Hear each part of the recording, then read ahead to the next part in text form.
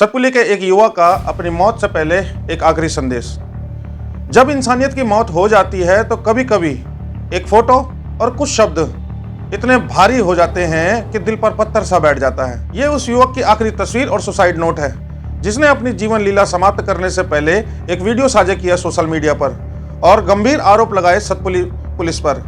Satpuli police के अत्याचार को उसने अपनी मौत का कारण बताया, जिसने सतपुली रेतपुर के पुल से लटक कर अपनी जीवन लीला समाप्त कर दी और अब सोशल मीडिया पर वो सुसाइड नोट जमकर वायरल हो रहा है। क्या है पूरी कहानी, चलिए जानते हैं। कहानी है पंकज कुमार नाम के एक युवा की, जिसकी उम्र महज 20 वर्ष थी और इस समय हाल फिलहाल में वो सतपुली में अपने गांव रेतपुर में आया हुआ था। क्यों? क्योंकि विगत 25-26 अप्रैल को उसकी बड़ी बहन की शादी थी और इसी वजह से वो यहाँ अपने गांव आया हुआ था।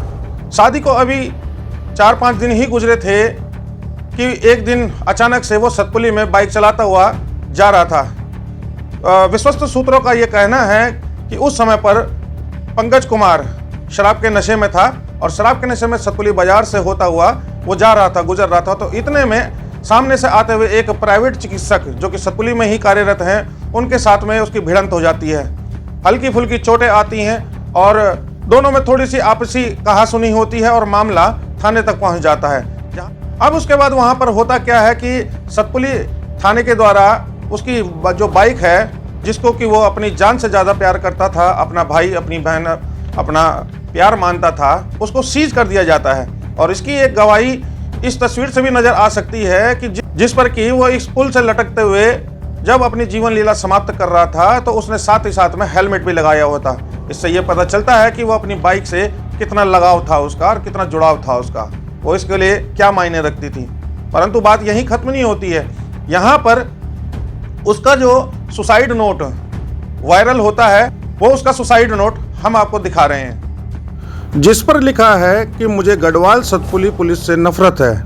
यहाँ की पुलिस बहुत ही घटिया किस्म की है, इनके अंदर इंसानियत नाम की कोई चीज़ नहीं है और वो SHO तो सबसे घटिया है, बिना पूरी बात सुने किसी भी इंसान पर हाथ उठा देता है।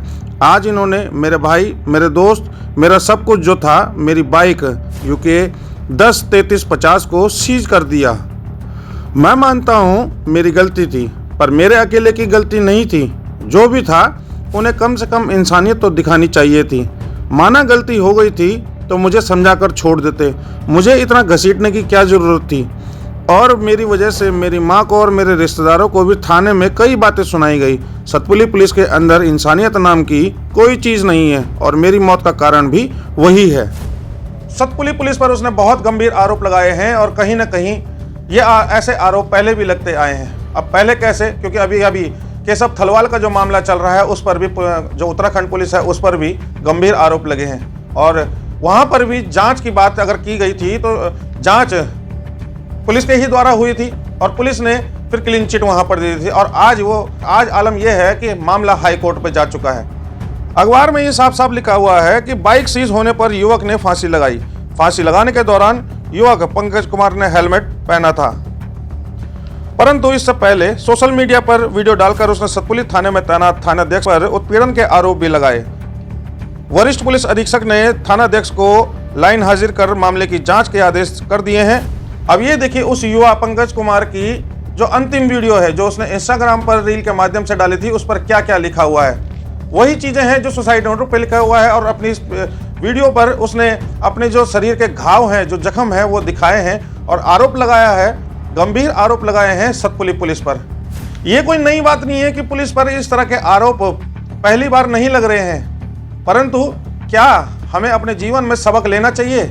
जो सिस्टम है, जो व्यवस्थाएं हैं, जो पुलिस है, हमारी ही सेवा के लिए है, बनाई गई है, एक इकाई है और पुलिस हमारी रक्षा के लिए होती है। परंतु जो आरोप यहाँ पंकज कुमार ने लगाए हैं बहुत ही गंभीर हैं। और उसके बाद होता क्या है, यहाँ पर 2 दिन उपरांत यहाँ सतपुली में कांग्रेस के कार्यकर्ता आते हैं, जिनमें कि गणेश गोदियाल जो अध्यक्ष हैं इस समय पर वो आते हैं।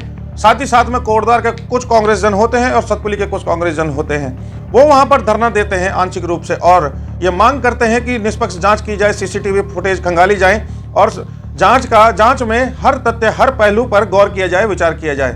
परंतु 2 दिन उपरांत ही क्यों सतपुली में कांग्रेस के जो कार्यकर्ता हैं वो इंतजार क्यों करते हैं अपने अध्यक्ष के आने का?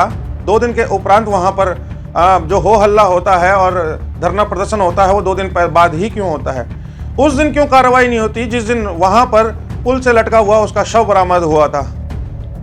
उसके बाद यहां पर एंट्री होती है उत्तराखंड क्रांति दल के नेताओं की। उत्तराखंड क्रांति दल के नेता भी वहां पर धरना प्रदर्शन करते हैं और सेम वही बातें कि सीसीटीवी फुटेज खंगाली जाए, हर तथ्य को, हर पहलू को बारीकी से जांच किया जाए, ये कहा जाता है। चलिए देर आए दुरुस्त आए, कोई बात नहीं, आए तो सही, परंतु उन क्षेत्रीय लोगों को क्या जिनके बीच क्या वो व्यक्ति, वो बालक मृत्यु को प्राप्त हो गया, उसने अपनी जीवन लीला समाप्त कर दी, उसको मजबूर होना पड़ा अपनी जीवन लीला खत्म करने के लिए।